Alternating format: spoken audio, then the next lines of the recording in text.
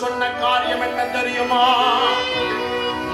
முதலாக அவளை சந்திக்கின்ற பொழுது அவன் அவளுக்கு சொன்ன தீர்க்க தரிசன வார்த்தை, இஸ்ரவேலின் தேவனாகிய செட்டைகளின் அழகு அழகு அழகு அழகு. அருமையானவர்களே, அடைக்கலமாய் வந்த உனக்கு அவராலே நிறைவான பலன். அந்த வார்த்தைபடியே நடந்துச்சு. அல்லேலூயா. அபிஷேகம் பெற்றவங்க ஆசீர்வாதம் பண்ண அவ்வளவு ஒரு ஆசீர்வாதம். ஆமென். பவுல் சொல்லுவாங்க, அவன் மேல கைகளை வச்ச பொழுது என்ன வந்தது? வரம் வந்துச்சு பாரு. கரம் வைக்கும் போது அபிஷேகம் அவ்வளவு ஒரு பெரிய வல்லம் உள்ளது.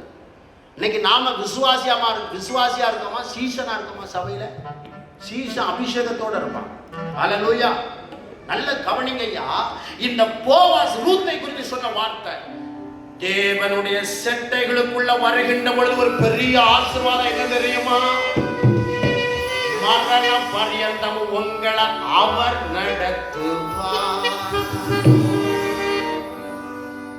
போவாஸ் யாருன்னே தெரியாது, ஆனா ஆண்டரை கூப்பிட்டு வராரு. போவாஸ் எழுப்பிட்டு வராரு.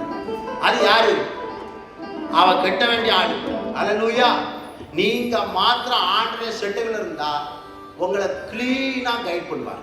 ஆமென் சொல்லுங்களேன். எந்த பொண்ணு கெட்டணும்? வாலிப தம்பி மாதிரி ஒருத்தரையும் காணுங்க. சோதரம்.